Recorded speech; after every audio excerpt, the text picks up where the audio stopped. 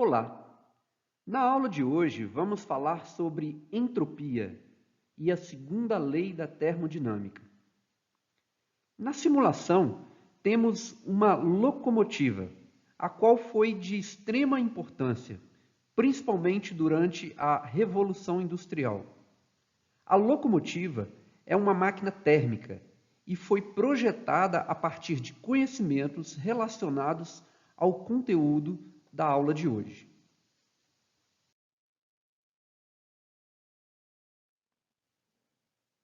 Processos reversíveis. Considere o gráfico.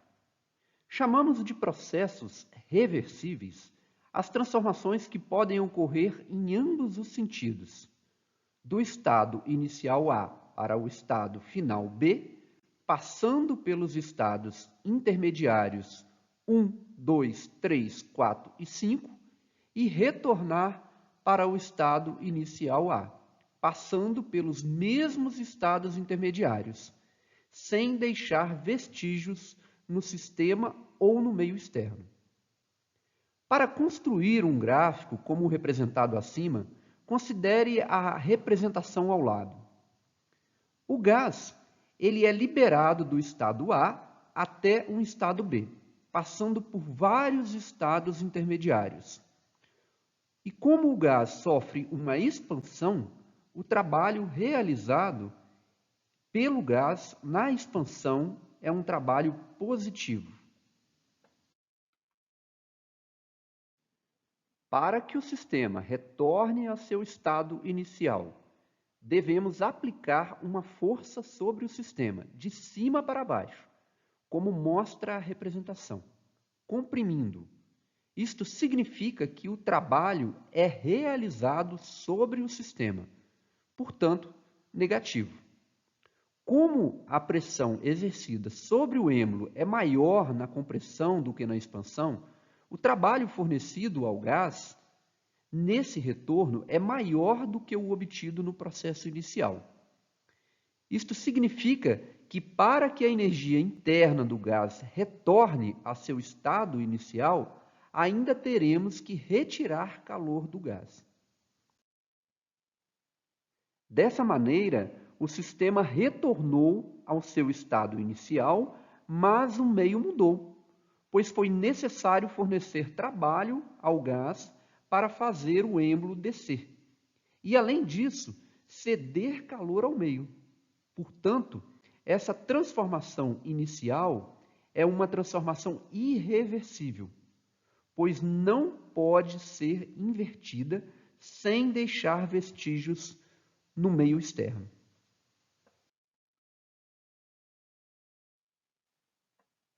Processos quase estáticos.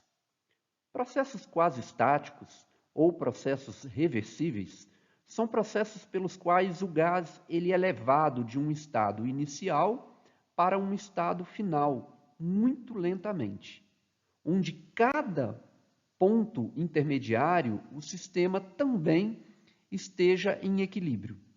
Ou seja, a transformação total pode ser encarada como uma série de estados de equilíbrio.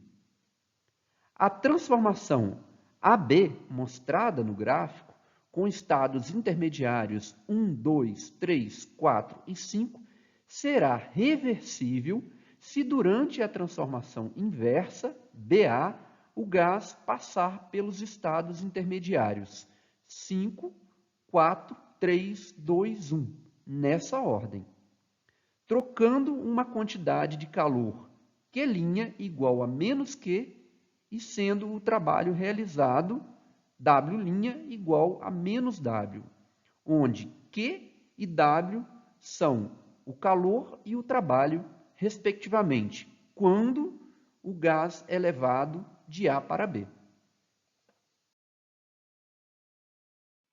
A pressão P, o volume V e a temperatura T são chamadas de variáveis de estado, pois são propriedades que dependem apenas do estado do gás e não da transformação termodinâmica, quer dizer, trajetória, que o fez chegar a esse estado. Outra grandeza que independe da trajetória é a energia interna, Portanto, ela também é uma variável de estado. Foi dito que, em um processo irreversível, sempre haverá vestígios, quer dizer, rastros. Esses processos estão relacionados com uma nova grandeza, que chamaremos de entropia, e vamos simbolizar pela letra S. Neste momento, vamos supor que a entropia também seja uma variável de estado. Postulado da entropia. Se um processo irreversível ocorrer em um sistema fechado, a entropia S do sistema sempre aumentará. A entropia, diferentemente da energia, não obedece a uma lei de conservação. Em um sistema fechado irreversível, a energia ela é conservada, porém a entropia não se conserva. Define-se matematicamente a variação da entropia, ΔS, como a entropia final menos a entropia inicial, que é igual à integral do estado inicial ao final de 1 sobre T dq.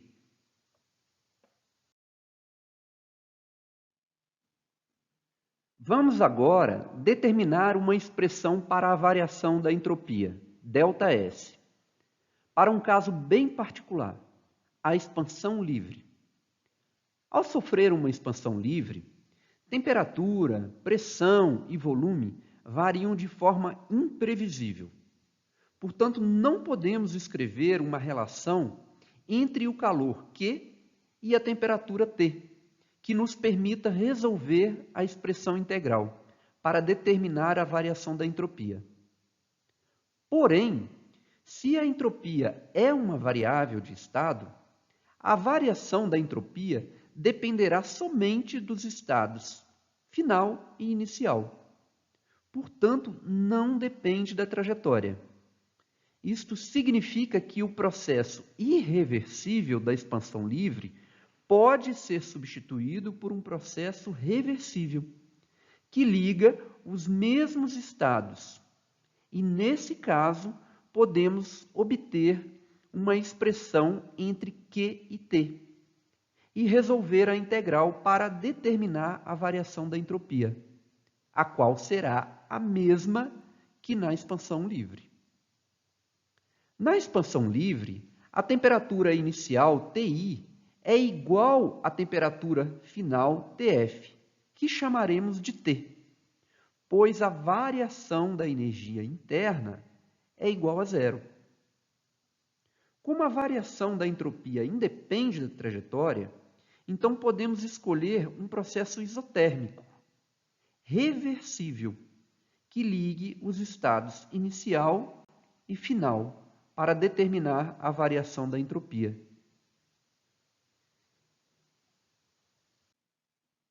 Temos que a variação da entropia, ΔS, é igual à integral do estado inicial ao estado final de 1 sobre T dq. Porém, considerando uma transformação isotérmica, onde T é uma constante, podemos retirar o T do integrando. E a integral de dq será igual ao calor Q na transformação. Assim, a variação da entropia para uma expansão livre será igual ao calor Q de uma transformação isotérmica que liga o estado inicial ao final, dividido pela temperatura.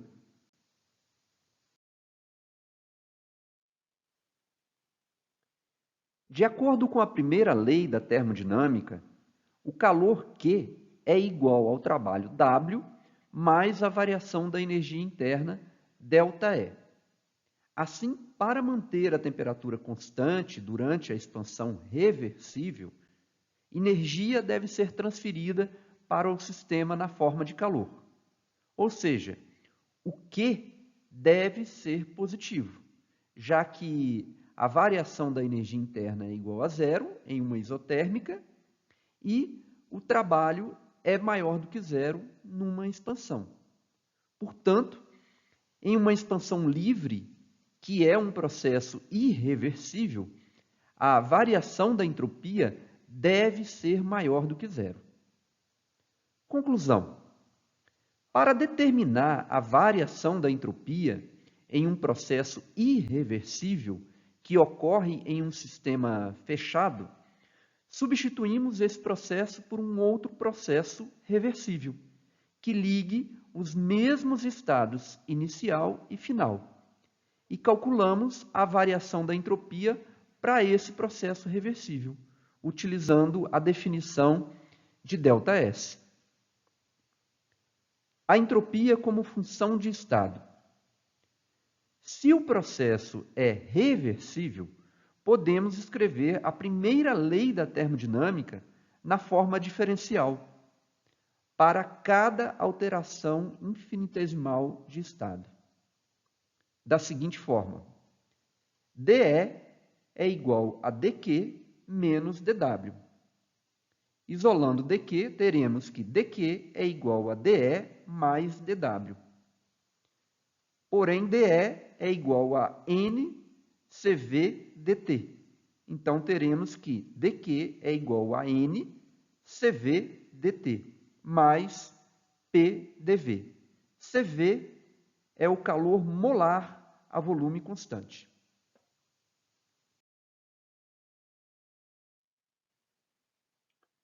Considerando que o gás seja ideal, podemos utilizar a equação de Clapeyron. Isolando P na equação de Clapeyron e substituindo na expressão anterior, teremos dQ é igual a N vezes CV vezes dt, mais N vezes R vezes T, dividido por V vezes dV. Colocando em evidência a temperatura, teremos que dQ é igual a T vezes N vezes CV sobre T dt, mais N vezes R sobre V dV. Passando o T em evidência para o lado esquerdo da equação e aplicando a integral nos dois lados da expressão, temos a integral de I até F de 1 sobre T dQ é igual à integral de I até F de N vezes CV dividido por T dt, mais a integral de I até F de N vezes R sobre V dV. O lado esquerdo da expressão é a variação da entropia ΔS. E o lado direito, NCV e NR devem sair do integrando, pois são constantes. A variação da entropia é igual a N vezes CV vezes a integral de I até F de 1 sobre T dt, que é igual ao logaritmo neperiano de T final dividido pelo T inicial, mais N vezes R vezes a integral de I até F de 1 sobre V dV, que é igual ao logaritmo neperiano de V final dividido pelo V inicial. Portanto, a variação da entropia será igual a N vezes CV vezes ln de T final sobre T inicial, mais N vezes R vezes ln de V final sobre o V inicial. Veja que esta expressão para a variação da entropia é válida para qualquer processo reversível de um gás ideal, pois não fizemos nenhuma outra consideração. Esta relação demonstra que a variação da entropia só depende dos estados inicial e final. Portanto, é uma variável de estado e não depende da trajetória, confirmando a veracidade de nossa suposição anterior.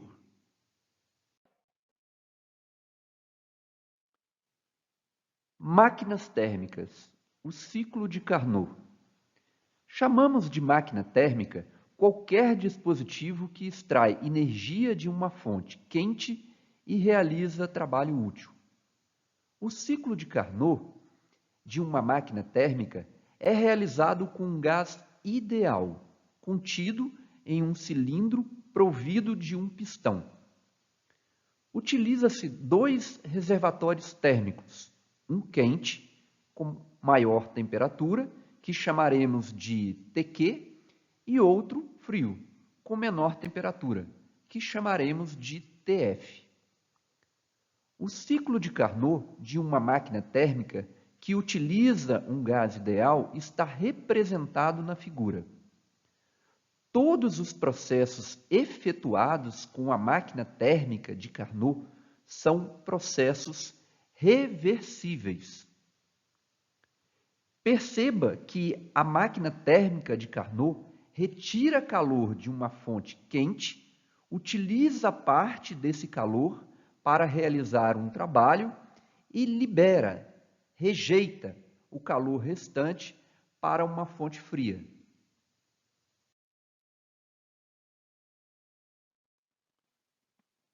O ciclo de uma máquina térmica de Carnot ocorre com 4 processos, como ilustrado na figura ao lado.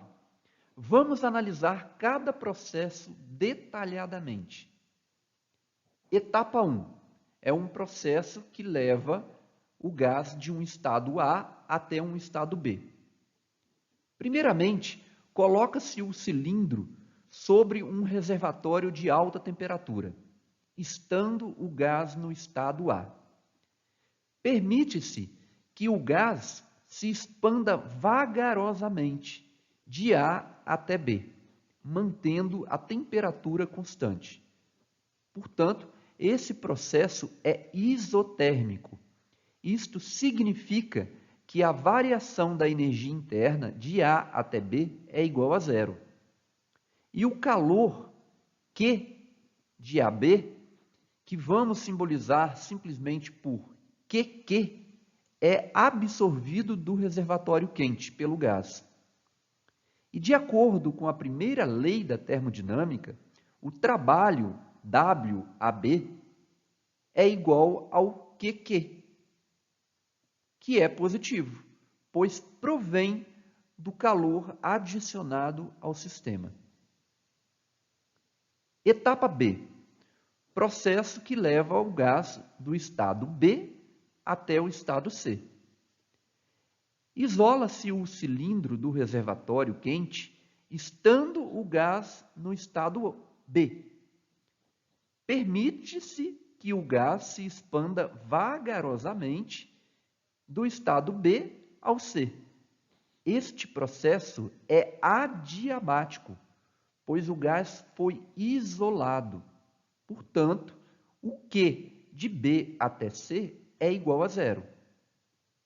De acordo com a primeira lei da termodinâmica, o trabalho W de B até C é igual a menos a variação da energia interna de B até C. E, portanto, positivo, pois provém da variação da energia interna, que é negativa.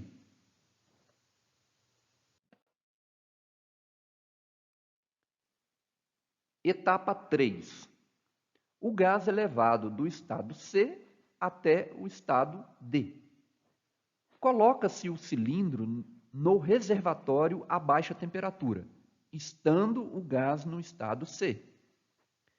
Permite-se que o gás se comprima vagarosamente de C até D, mantendo a temperatura constante.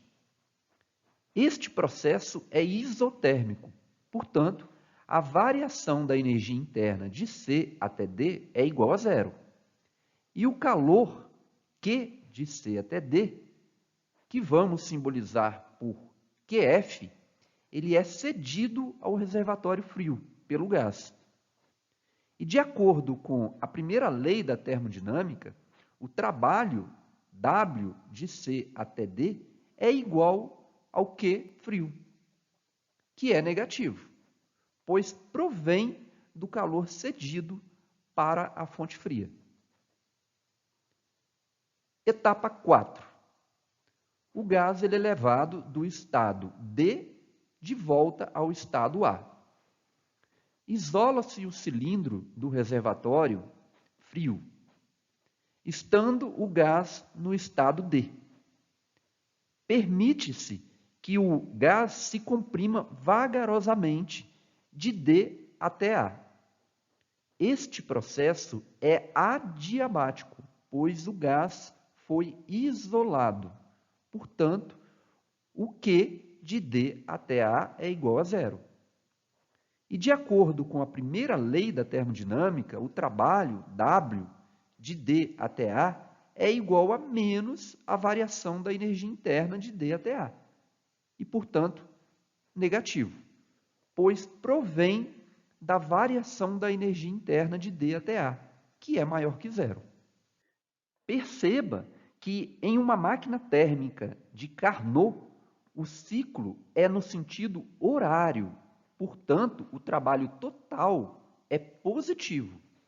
Isso significa que em uma máquina térmica de Carnot, realiza-se trabalho útil.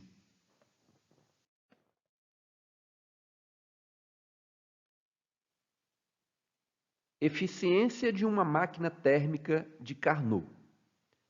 Qualquer medida de eficiência é dada pela comparação entre útil e disponível, quer dizer, o total.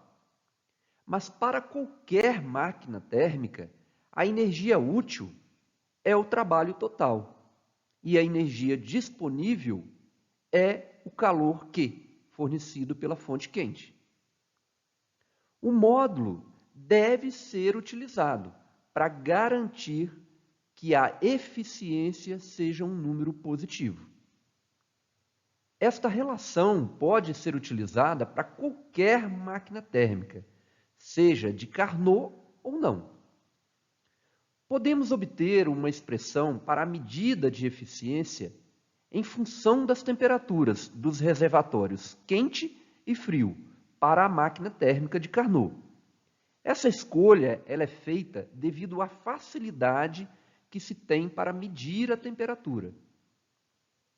A primeira lei da termodinâmica, ela afirma que o trabalho realizado no ciclo é igual a menos a variação da energia interna no ciclo, mais a quantidade total de calores no ciclo, ou seja, o Q de A até B, mais o Q de B até C, mais o Q de C até D, mais o Q de D até A.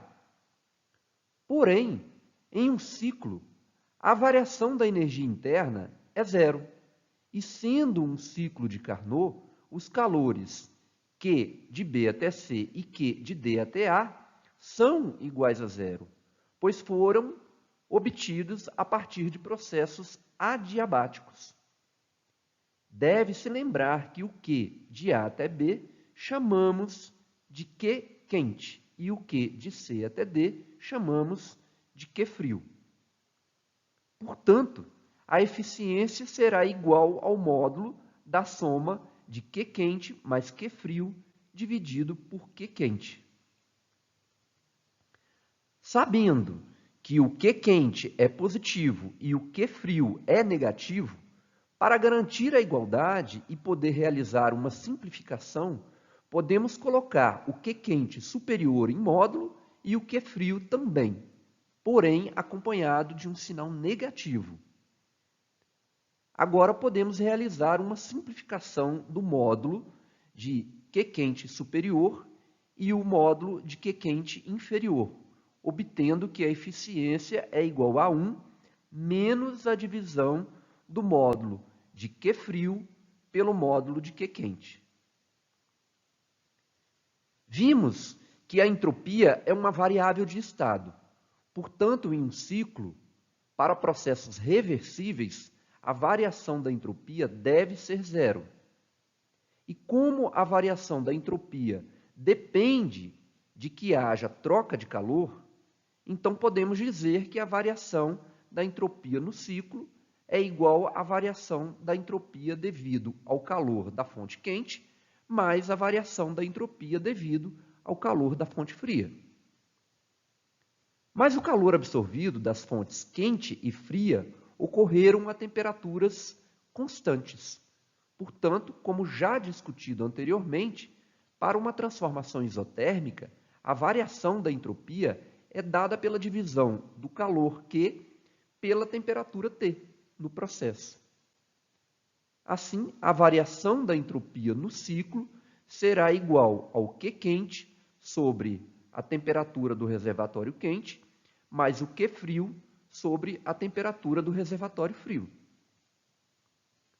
Podemos escrever essa soma igual a zero, mas antes vamos colocar o módulo de Q quente e Q frio, lembrando de adicionar o sinal negativo ao módulo de Q frio, para manter a igualdade.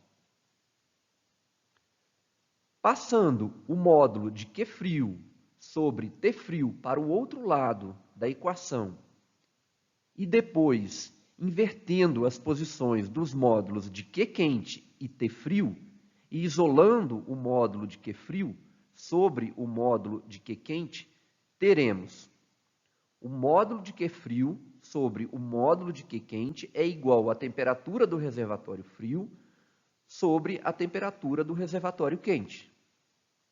Agora, substituindo essa expressão na relação anterior para a eficiência, teremos que, em uma máquina térmica de Carnot, a eficiência será igual a 1 menos a temperatura do reservatório frio sobre a temperatura do reservatório quente. Perceba nessa expressão que, sendo T frio menor que o T quente, a divisão de T frio por T quente é sempre menor que 1. Portanto, em uma máquina térmica de Carnot, a eficiência é sempre menor que 1, embora a máquina térmica de Carnot tenha sido concebida para operar em um ciclo reversível, utilizando o gás ideal, para conceber o maior rendimento possível. Ou seja, nenhuma máquina térmica pode ter uma eficiência maior que a máquina térmica de Carnot. Atenção! A última expressão para eficiência somente é válida para a máquina térmica de Carnot. A máquina térmica de Carnot é uma máquina ideal, portanto, não existe na prática.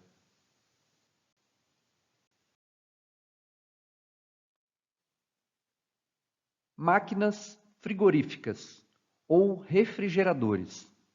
O ciclo de Carnot.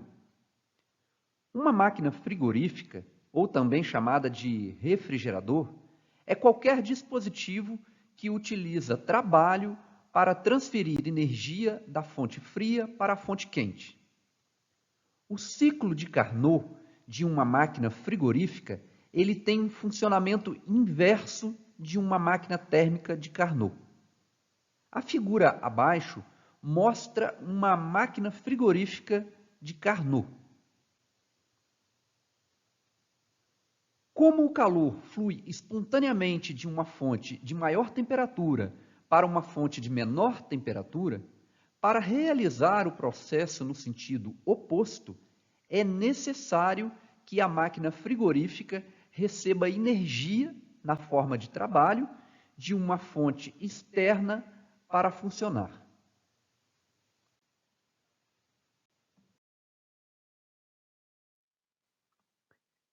Eficiência de um refrigerador de Carnot. Qualquer medida de eficiência é dada pela comparação entre o útil e o disponível, quer dizer, o total. No caso do refrigerador, o objetivo é retirar calor da fonte fria. Portanto, o Q frio é a energia útil.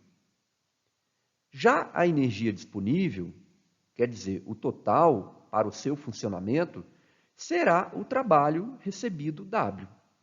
Portanto, a eficiência, que neste caso também pode ser chamada de coeficiente de desempenho, é igual ao módulo do Q frio sobre o módulo do trabalho. O módulo deve ser utilizado para garantir que a eficiência seja um número positivo.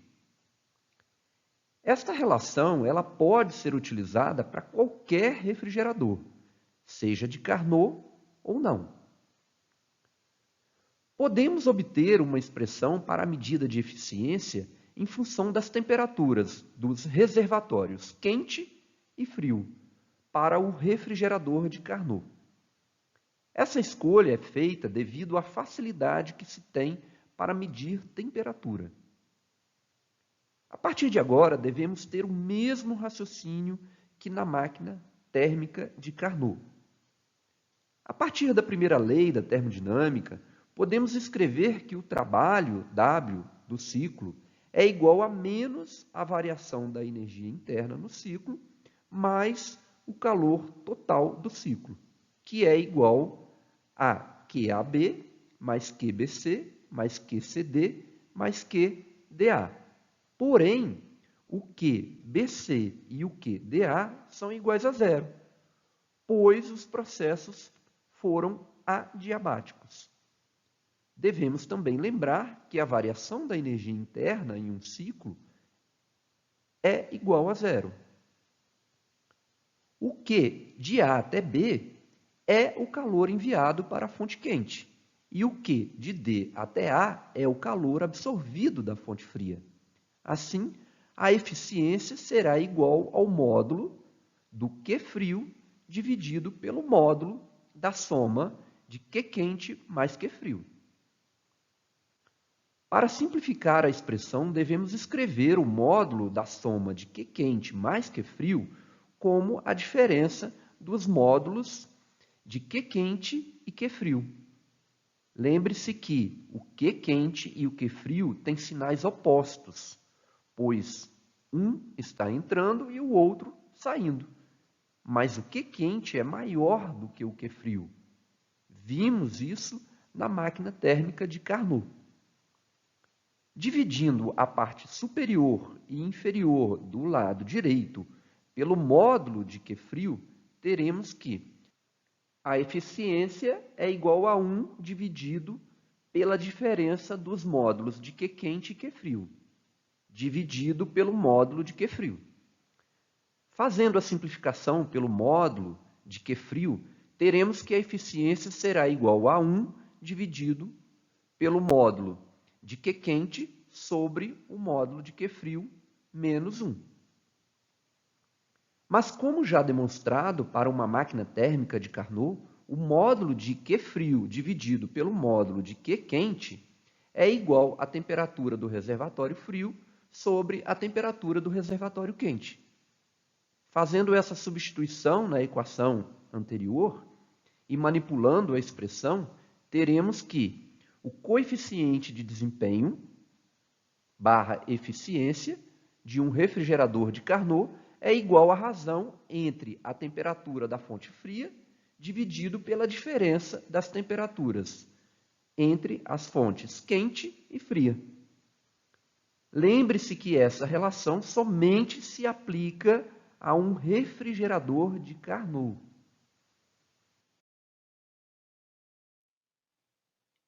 Entropia. Processos irreversíveis. Na natureza, não há processos absolutamente reversíveis. Atrito e transferências de calor não desejadas estão sempre presentes e raramente podemos executar processos reais em passos infinitesimais. Como já dito anteriormente, para calcular a variação de entropia entre pontos de equilíbrio de um processo irreversível, tiramos vantagem do fato de que a entropia é uma variável de estado. Ou seja, podemos escolher qualquer caminho para calcular a variação de entropia, inclusive processos reversíveis. Como exemplo de dois processos irreversíveis, temos a expansão livre e processos de transferência de calor irreversível.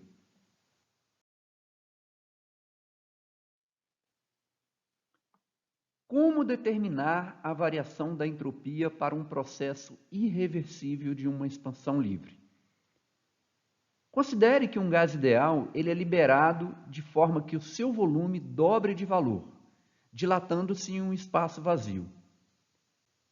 Esta expansão é com certeza irreversível, pois perdemos controle do sistema devido às turbulências.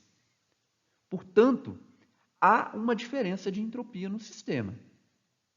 Para o cálculo da variação da entropia, escolhemos por conveniência um processo reversível isotérmico, devido ao fato da variação da energia interna entre o estado inicial e final ser igual a zero. Essa escolha é feita porque na expansão livre, a temperatura então inicial ela é igual à temperatura final. Vimos que a variação da entropia é dada pela integral do estado inicial ao estado final de 1 sobre T dq. Porém, nesse processo reversível que escolhemos, de acordo com a primeira lei da termodinâmica, o diferencial do calor ele é igual ao diferencial do trabalho mais o diferencial da energia interna, que é igual a zero, pois escolhemos um processo reversível isotérmico. Assim, a variação da entropia pode ser escrita como um integral do estado inicial ao estado final de 1 sobre T dW. Porém, de acordo com a definição de trabalho, dW é igual ao produto de P vezes o diferencial do dV. Mas, de acordo com a equação de Clapeyron, P dividido por T é igual a N vezes R sobre V. Portanto, a variação da entropia será igual à integral do volume inicial ao volume final de N vezes R sobre V dV. Sendo N e R uma constante, podemos retirá-los da integral. E a integração de 1 sobre V dV, do volume inicial ao volume final, será igual ao logaritmo neperiano do volume final dividido pelo volume inicial. Então, a variação da entropia será igual a NR vezes o logaritmo neperiano do volume final sobre o volume inicial. Deve-se perceber que esse resultado concorda com a condição de que a variação da entropia ser positiva, pois o logaritmo neperiano do V final sobre o V inicial, ele é positivo, pois o volume final é maior do que o volume inicial, já que houve uma expansão. Substituindo a informação de que o volume final é o dobro do volume inicial, teremos então que a variação da entropia será igual ao produto de N vezes R vezes o logaritmo neperiano de 2.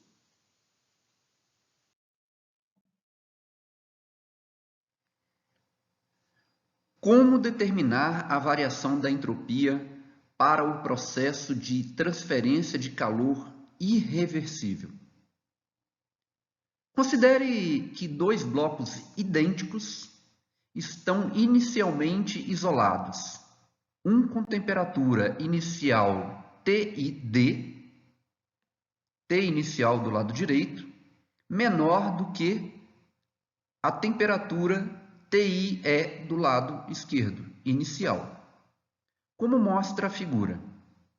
Em seguida, a barreira isolante é removida e os corpos são postos em contato, e o calor flui do corpo de maior temperatura para o corpo de menor temperatura, até que eles atingem uma temperatura de equilíbrio, TF, como mostra a segunda figura. Podemos dizer que a variação da entropia do sistema ela é igual à soma das entropias individuais. Assim, escrevendo a integral para a variação da entropia para o lado direito e também para o lado esquerdo, temos que a variação da entropia do sistema será igual à integral do estado inicial ao final de 1 sobre t dq do lado esquerdo, mais a integral do estado inicial ao final de 1 sobre t dq do lado direito. Mas sabemos que, na forma diferencial, o calor sensível pode ser escrito como produto da massa vezes o calor específico vezes dt. Fazendo essa substituição, teremos que a variação da entropia do sistema será igual à integral da temperatura inicial do lado esquerdo até a temperatura de equilíbrio, de m vezes C dividido por T vezes dt, mais a integral do lado direito, com as mesmas modificações.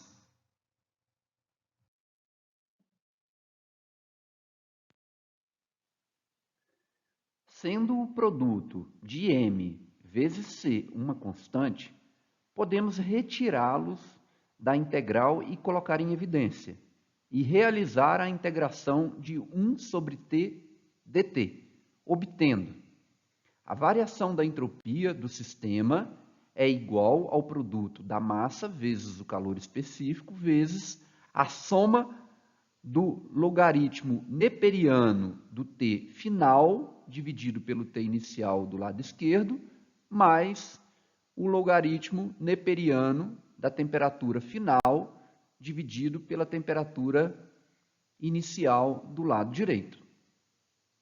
Realizando uma simplificação com os logaritmos neperianos, podemos escrever que a variação da entropia é igual à massa vezes o calor específico vezes o logaritmo neperiano da temperatura final ao quadrado dividido pelo produto das temperaturas inicial do lado esquerdo e direito.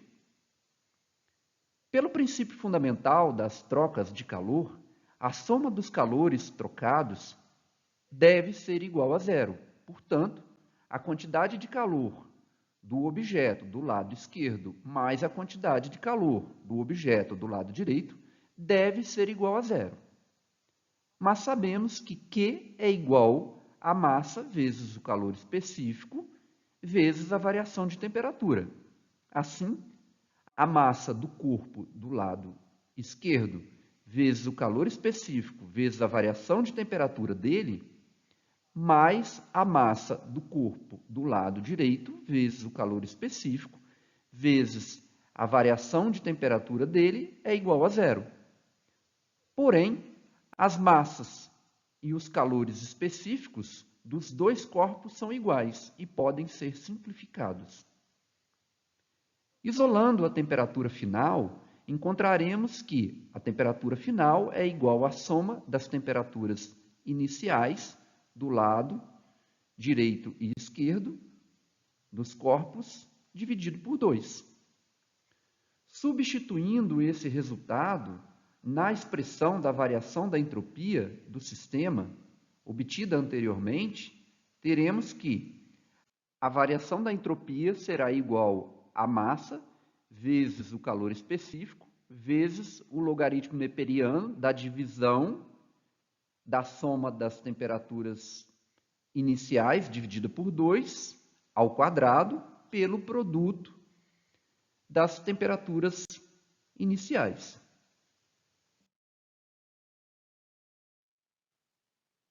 Elevando o termo entre parênteses na equação anterior ao quadrado e realizando uma manipulação, pode-se mostrar que a variação da entropia é igual ao produto da massa vezes o calor específico vezes o logaritmo neperiano, de 1 mais um termo positivo.